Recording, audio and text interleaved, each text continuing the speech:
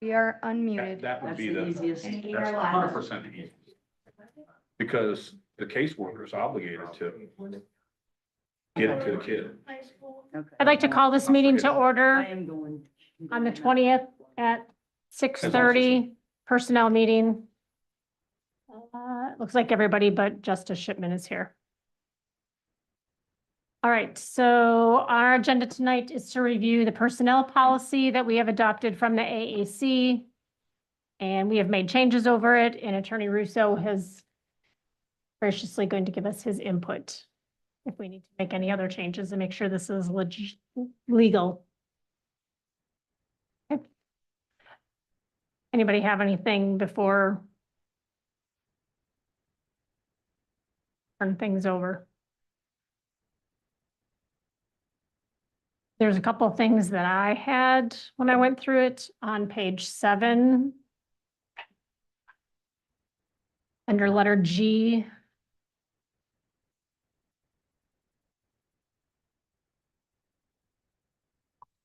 Two and 3, should those be capitals? Capitals, everything else is capitalized.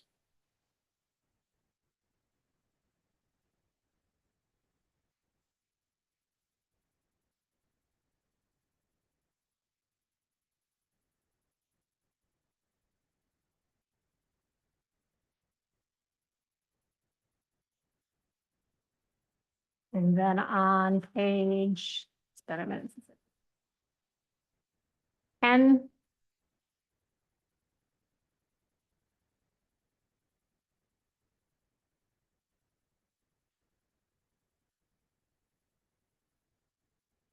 That's been changed. Forget that.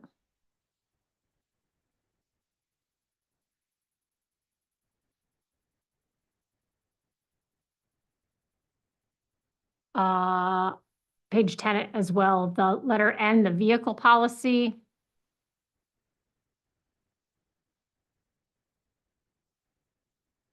Is this a problem, I guess, is my first question. My second comment, I guess, on this would be, I feel that either it applies to everybody in the county or it needs to be at the discretion of the elected official, because there's always going to be extenuating circumstances.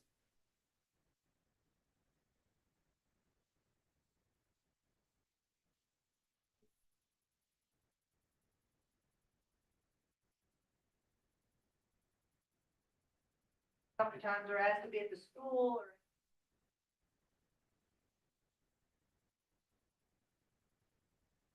Get their personal.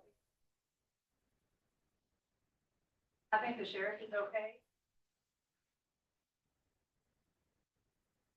I'll speak for our department in that way.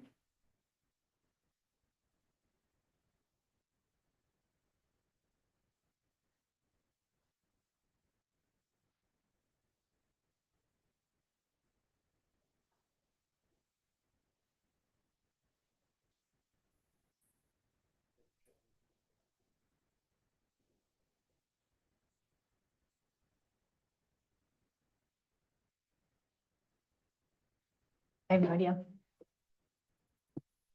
Probably. I have a question for Mr. Russo. If scenario like Jackie said, and some of these kids are in the car, liability or insurance wise, how does that play out?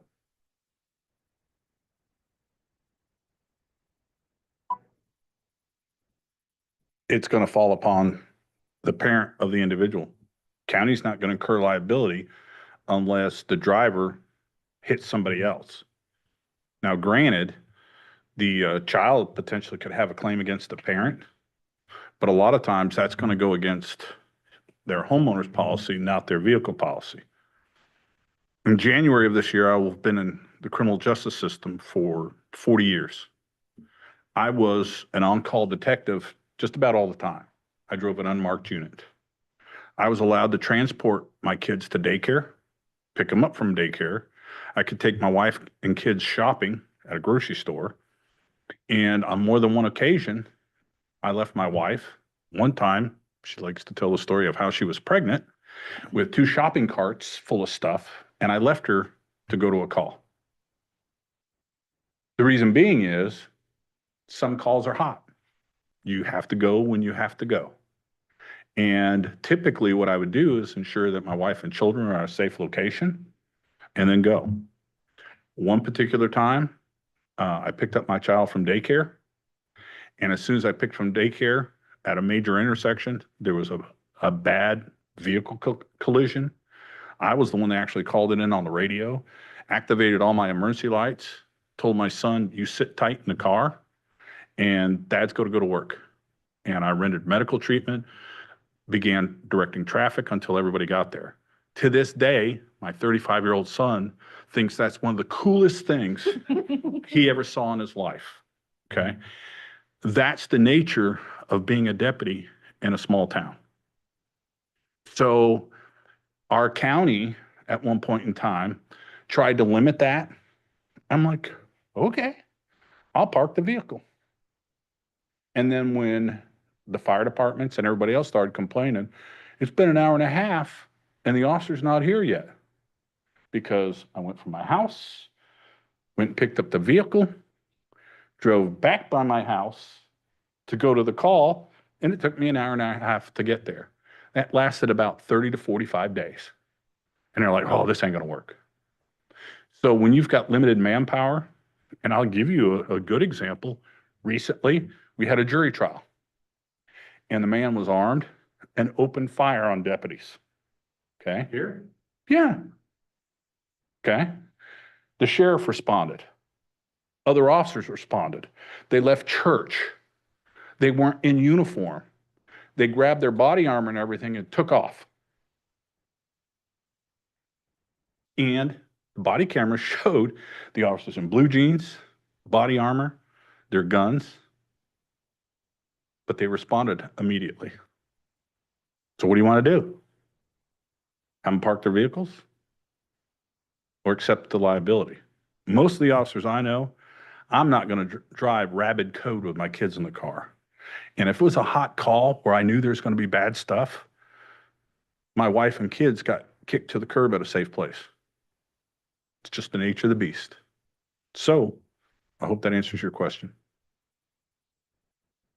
Thank you, Mr. Russo. On that particular one, it does say in any other purposes. Doesn't that give the loophole? Well, I don't think so. I think the vehicle policy for the sheriff's department needs to be excluded. There should be exclusionary language in there because our sheriff's department is one of the few that's accredited in the state through the municipal league, and their policies and procedures cover every bit of this. And I think it's important to make that distinction. So that would just be my recommendation. And I'm basing that on my advanced training and degrees in law enforcement, criminal justice, all my certifications. I'm a certified driving instructor, firearms instructor, use of force instructor. And I'm not saying this lightly. You know, if we were a large agency with 100+ deputies, might be a different story, but we're not. So we have to be able to adapt to the situations that arise.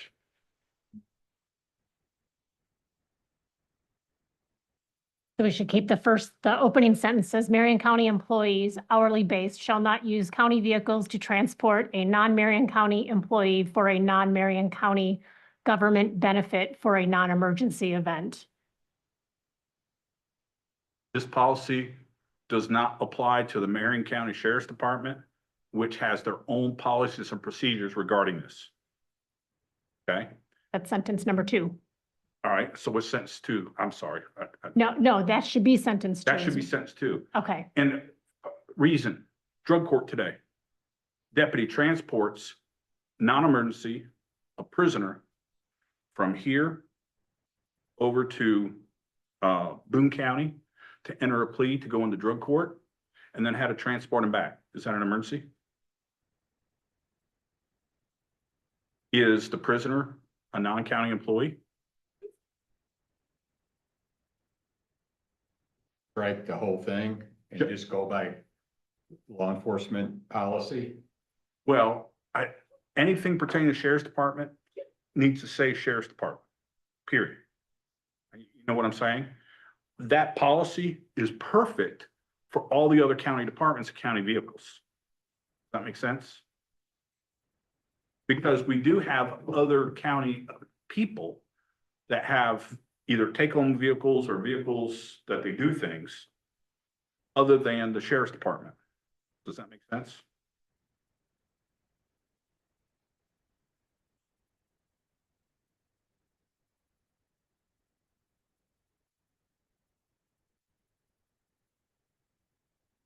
You getting that, Cheyenne? Yeah. Thank you.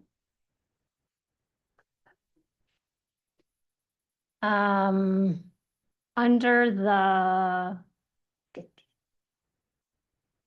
page 12, letter G.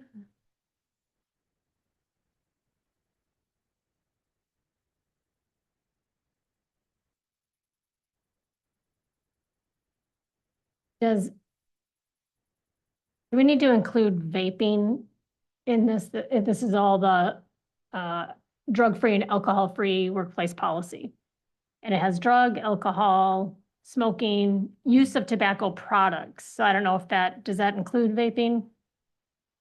We need to specifically say that. If it says tobacco products, that would include not only vaping, but also include smokeless tobacco, dip, chew, whatever you want to call it. Okay.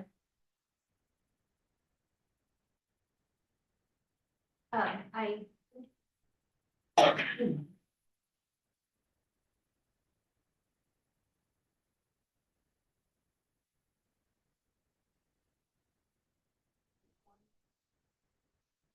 orange. Okay. Don't want to be orange. Turns green. Shine it. Okay. Well, that's okay. I did on page 12. I see an error that I did. F on rehired employees actually needs to be E. There's an extra G there. So I will edit that. That's the only thing I caught on page 12. Okay.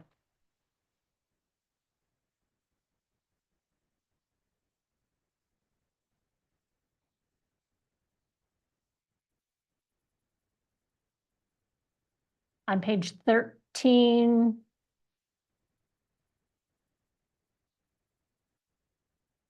The second sentence in the very end, there's just I'm assuming this is supposed to say that would permit the employee to continue to work in a safety sensitive position. It says would permit T, and then there's HE on the next line. The second sentence at the very end. The sentence reads, a reasonable accommodation is one that would permit T, E, employee to continue to work in a safety sensitive position despite the use of the prescription. Very second sentence. Oh, yeah, there's a space. It's the. That's what I thought it was supposed to be, but I wanted to make sure.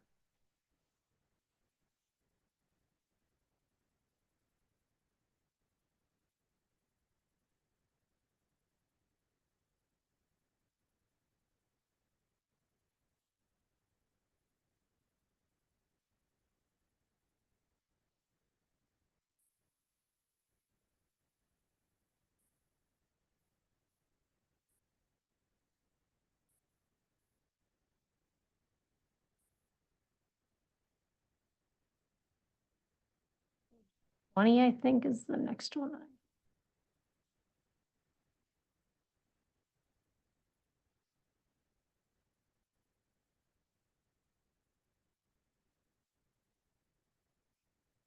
Did we need to add under the sick leave that can be taken for doctor's appointments, labs, and testing? That need to be spelled out. I know we talked about it.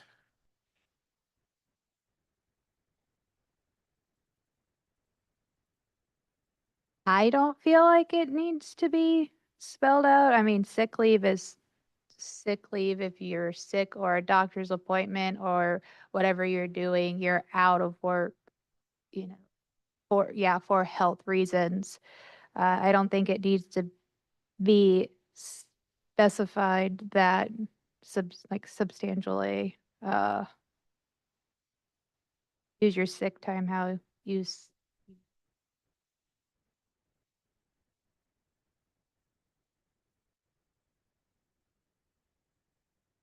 Okay.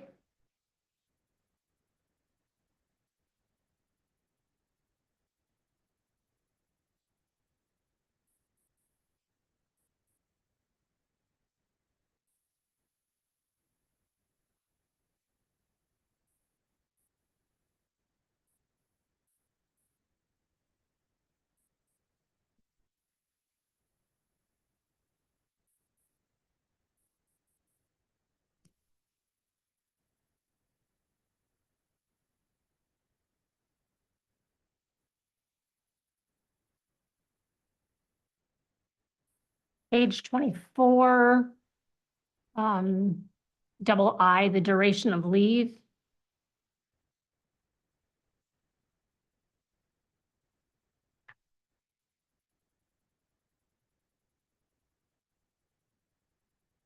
Does vacation and sick time need to be used first before they In military or, parental leave. parental leave? oh.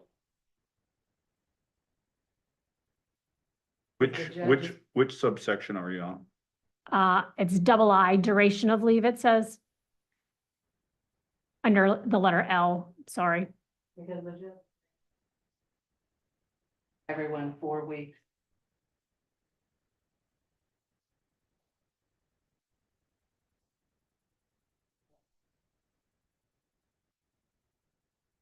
So then they don't have to use their vacation or sick time.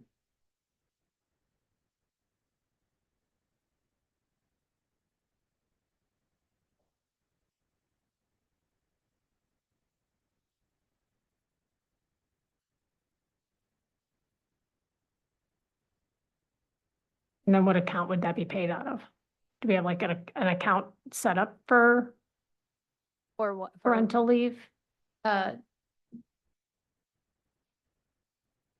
no, we don't have one at this time. They would get taken out of their, department.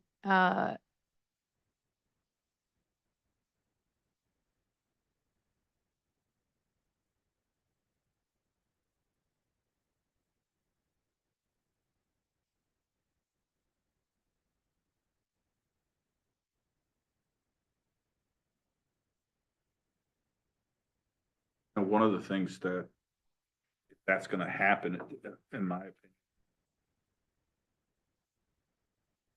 Proper place to put that, but it would require signing off of a form by either the elected official or judge.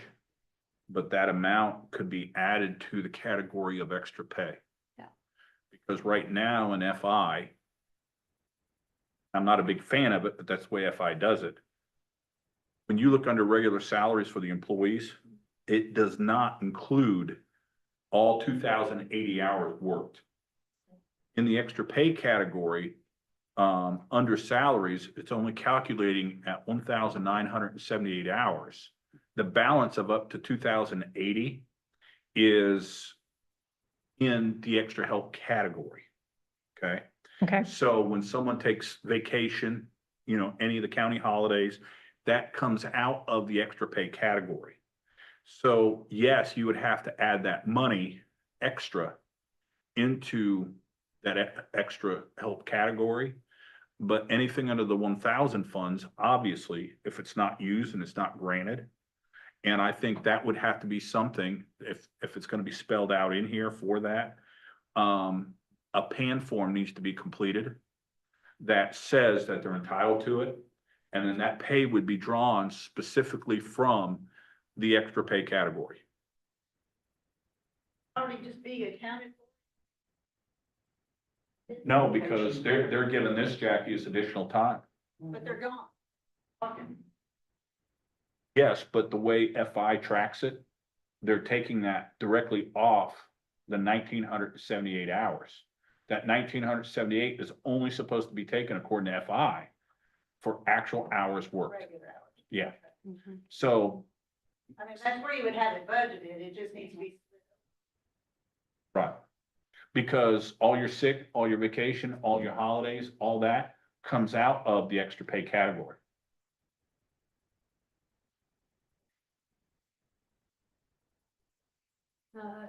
I believe the way it's set up is, I think sick is coming out of the regular 1001, which is salaries, I believe sick is.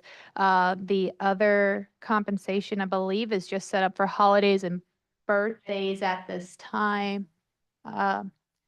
Vacation is, Okay. yeah, comp, vacation, regular time work, sick. I believe that's all 1001. I didn't bring my laptop tonight. Has this been addressed with FI? Because the extra pay totally screws up trying to calculate proper numbers. So the way this, we do the, what, 19, oh goodness, I don't know the numbers off the top of my head. It's 104 for extra compensation hours. I think it's 1976. That goes into 101 and we times that by the rate, and then extra compensation. We only, for each employee, it's 104 hours, which is the county paid holidays and their birthday. So the only thing in extra compensation right now are those two. We need to rearrange that. Gina, you can get with FI. Whoa. Yeah, When they pay out, like when they get that new sick policy, Right. we're gonna have to find a way to budget that.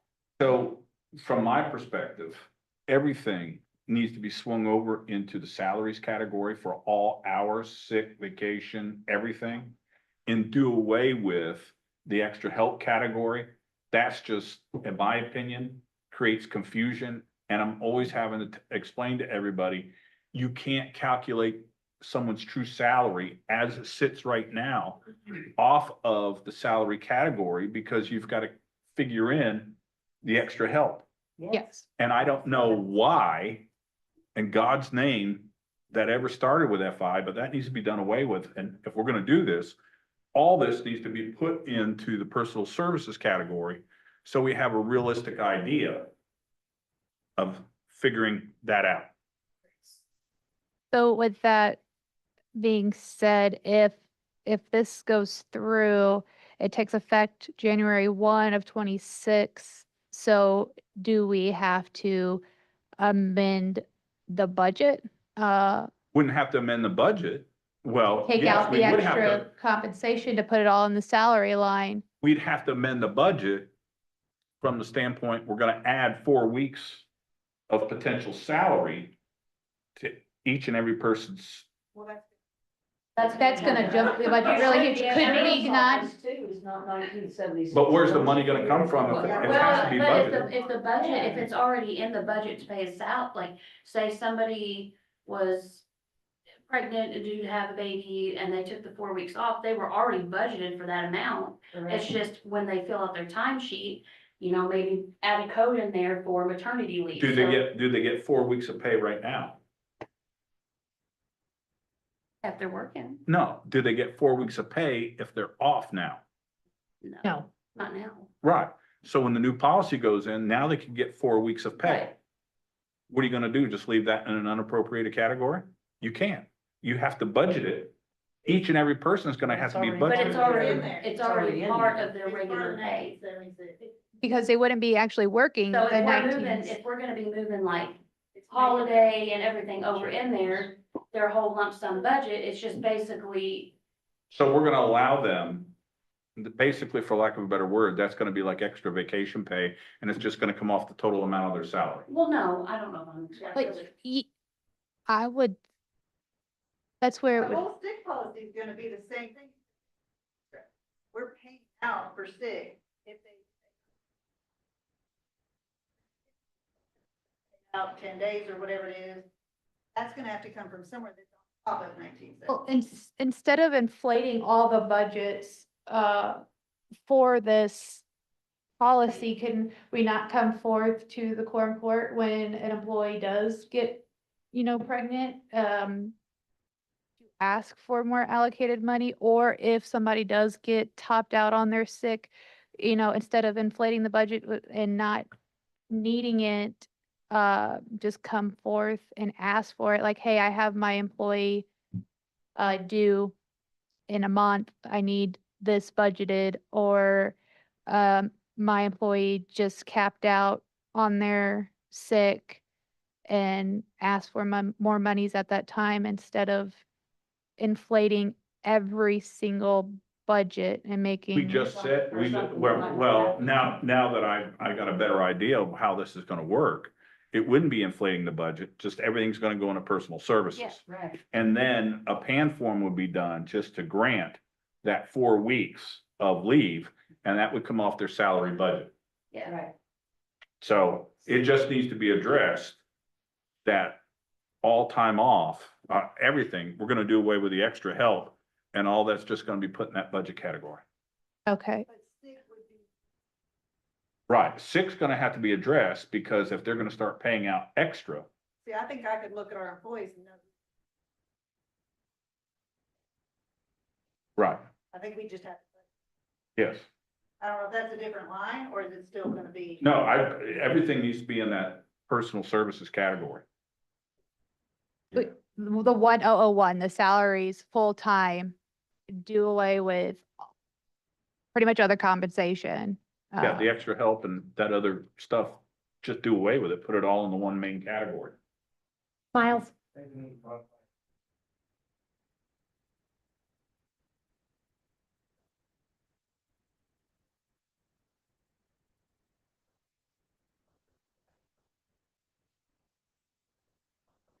About what, I'm sorry? Adoption. Yeah, that's in there. adoption and foster care. Yeah, we have that all up in the to lingo. 17 years of age. That's included in that. And I didn't cover this because, to be honest with you, unless it was something that there was legality about, I didn't dive into it. But my other question is the policy read that this 4 weeks of parental leave is for men or women in a pregnancy? That spelled out? Yeah, following the birth or placement of their child. The exclusion, the only exclusion it says is the adoption of a new spouse's child is excluded from this policy. Okay, so. I'm if not a- sure what that means. If a county employee is a father, does he get 4 weeks? Types of parental leave. Paternity leave Yes. is available to females. As a maternity, paternity leave is available to male employees and non-birth parents who are biological fathers or legal partners of the birth mother. Adoption leave is available to employees who adopt a child. Foster care leave is available.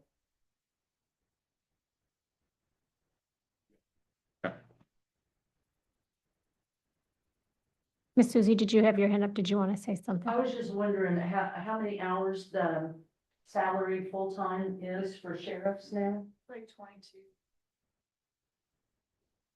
Is that sound right?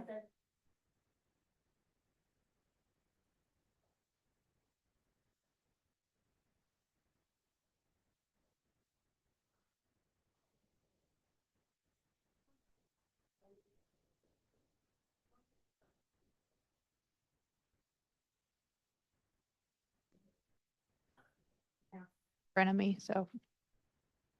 Top of my head, I apologize. I don't have anything else in the policy, personnel policy itself. Question is do we have job descriptions for every position in the county?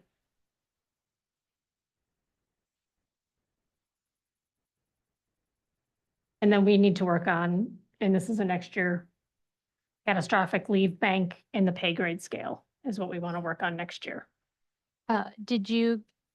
We do have an ordinance that we need to repeal pretty much every ordinance that was adopted with the old policy in order to establish this new policy. So we'll need a vote on that to get this into the Quorum Court packet. Attached to the ordinance will be the personnel policy. I'll make those amendments and I can send that out if passed through. I have to read all 4 of these pages. I'm sorry, I have to read all 4 of these pages. read by title only, I think, right? I get a motion to read by title only. Second. Thank you. Third. An ordinance to repeal ordinance numbers 2001-10, 2003-41, 2007-25, 2018-4, 2018-25, 2018-49, 2021-34, 2021-45, 2021-66, 2021-97, listed twice.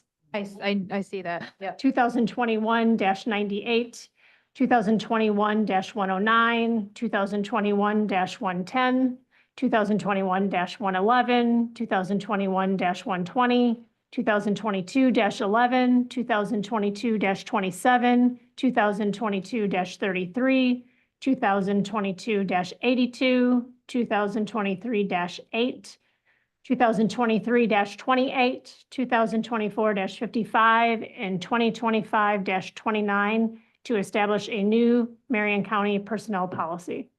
I would recommend adding after the and before the 2025-29, adding the words and to adopt. So it would read, and to adopt 2025-29 to establish a new Marion County personnel policy. Could you repeat that? I'm sorry. Yes, after the final 2024-55 on the repeal, Mm-hmm. then you have the word and, add the 2 words to adopt. And I would probably spell it out, and adopt, and to adopt ordinance number 2025-29 to establish a new Marion County personnel policy. 2025, We're 29. repealing 25, 29. Oh, okay. So after, And then after 2025, to adopt and to establish. to adopt and establish a new Marion County personnel policy. Okay. And then also in that title, 2197, it's listed twice. It needs to be 2192, 2197, and then 2198. So Okay. that The first 97 should be 97 should be a 92. 92. Okay. Yes, yes.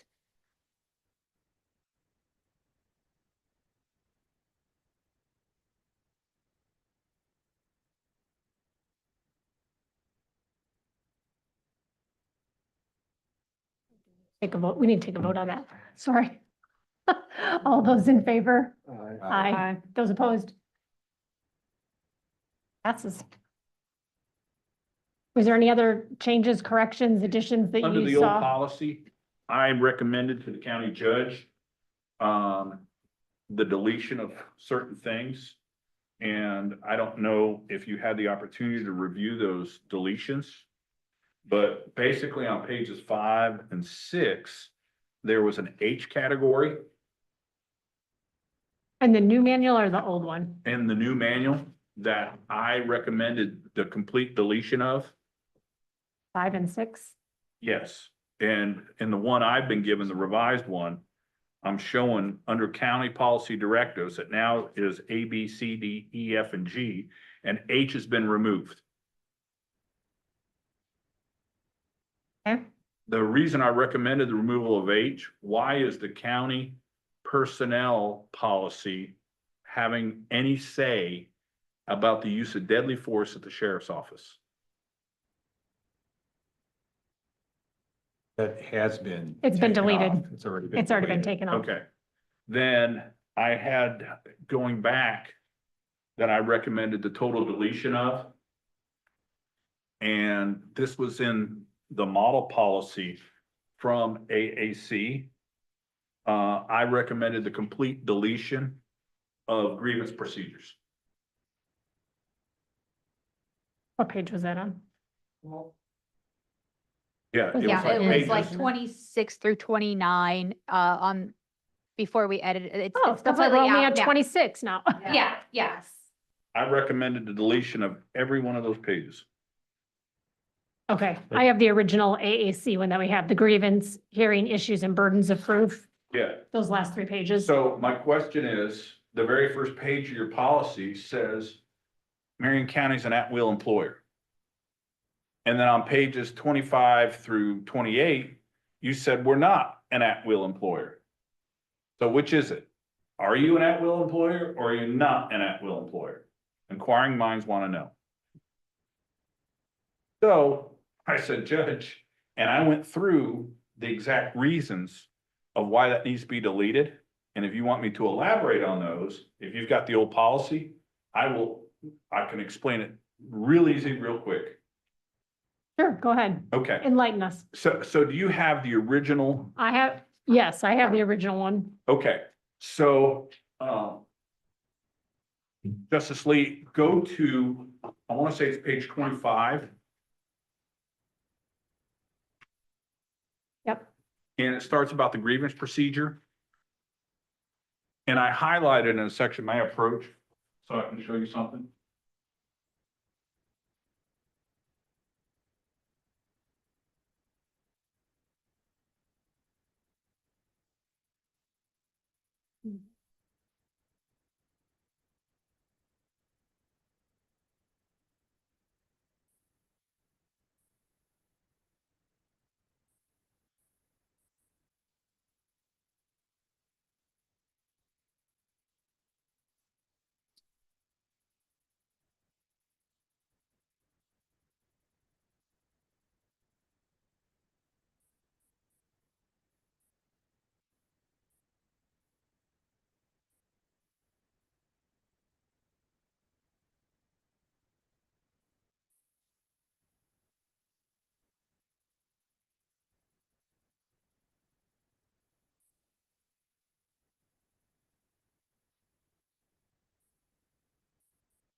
When I reviewed was slightly different, but I want to show you something, but I can highlight this.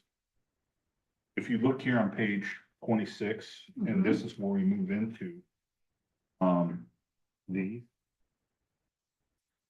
and some of this had changed, but let's start the 3 things that it talked about. Let's talk about the availability of property interest hearings. I would ask anyone if they know what property interest hearings are. Not a clue. I have no idea. Okay, so a property interest in employment is typically created, and this is specifically for government and public employees. You can have one in the private sector, but typically this is found with public employees, okay? A property interest is typically created either through a contract, collective bargaining, tenure, something where it establishes a right to continued employment. So like in a union employment, collective bargaining, there's typically procedures for the hiring, the firing, all that's in the collective bargaining agreement. If you have a teacher, college professor, there's typically tenure procedures, okay? You may hire a specific employee, such as an attorney, where they're given an employment contract. Those individuals would have specific property interests in their job. If you're just an at-will employer, you come to work and you could be fired for wearing a striped shirt, that's at will. There's no property interest that's created. So if that's the case, why are you putting in a policy to have a grievance hearing for a property interest that does not exist? Does that make sense? Wait, Okay. The second part is, let's go to the name clearing or liberty interest. Okay. Do you know what liberty interest is? Okay.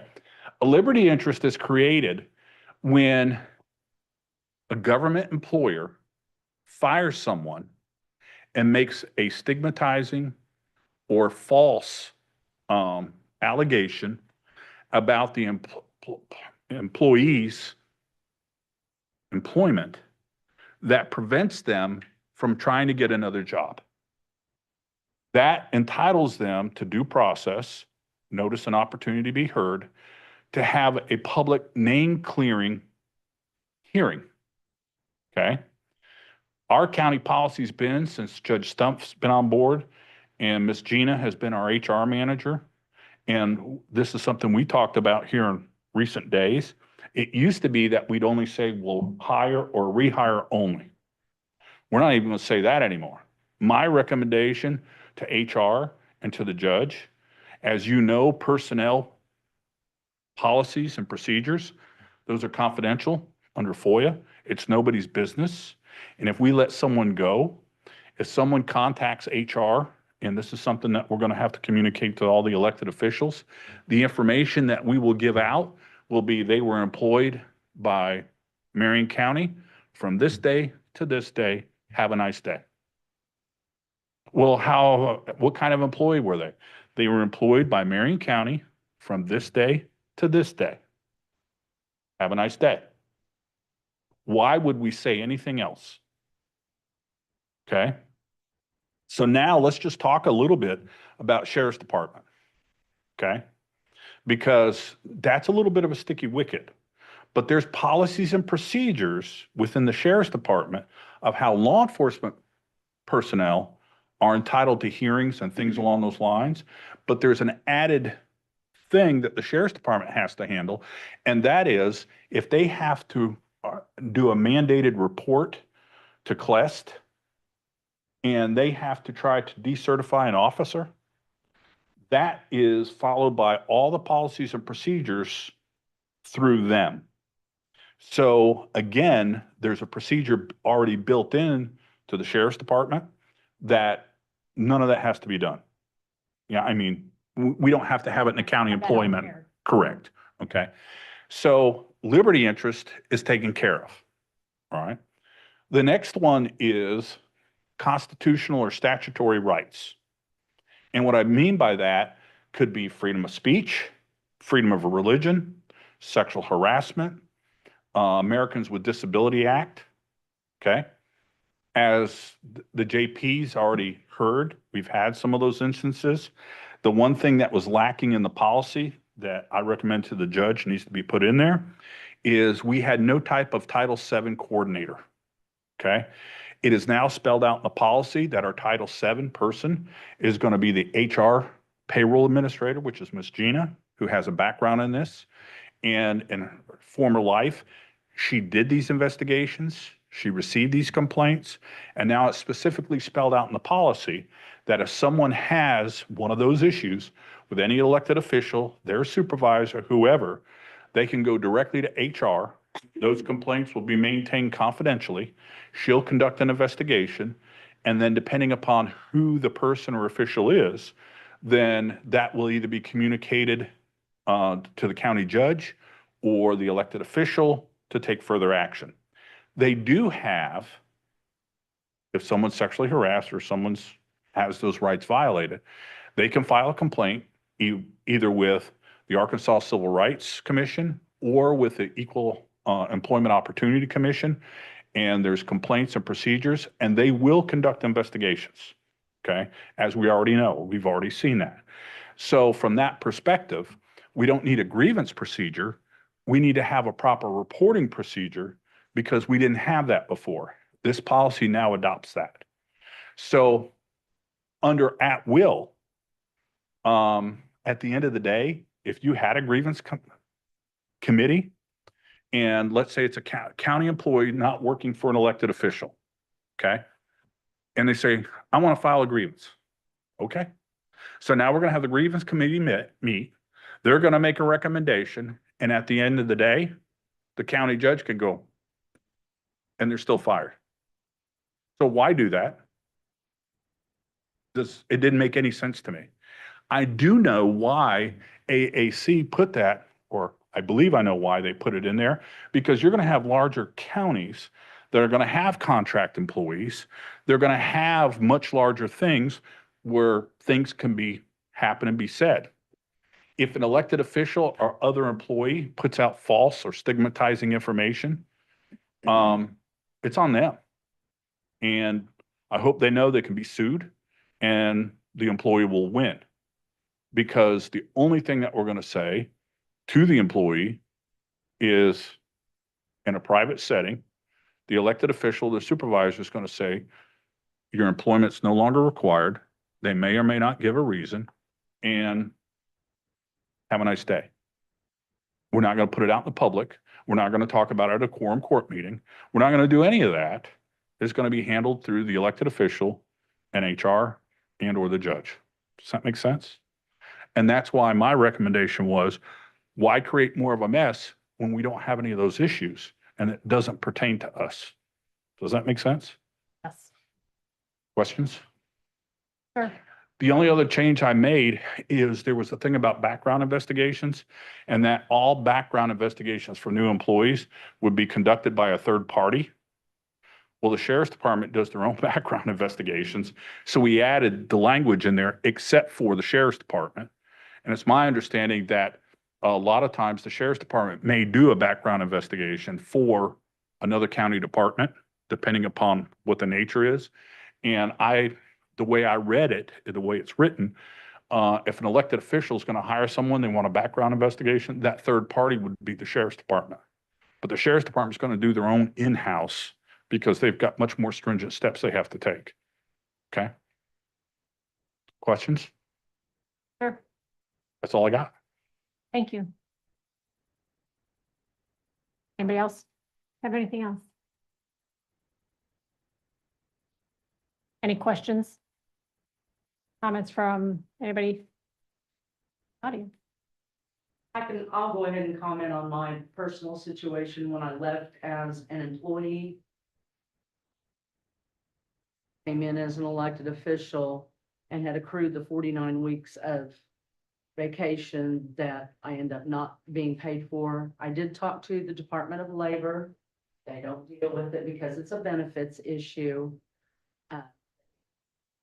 Refer me back to the EEOC. The statute was expired with the EEOC. So my recourse was to go to the Arkansas Ethics Commission and file a complaint there, which I'm choosing.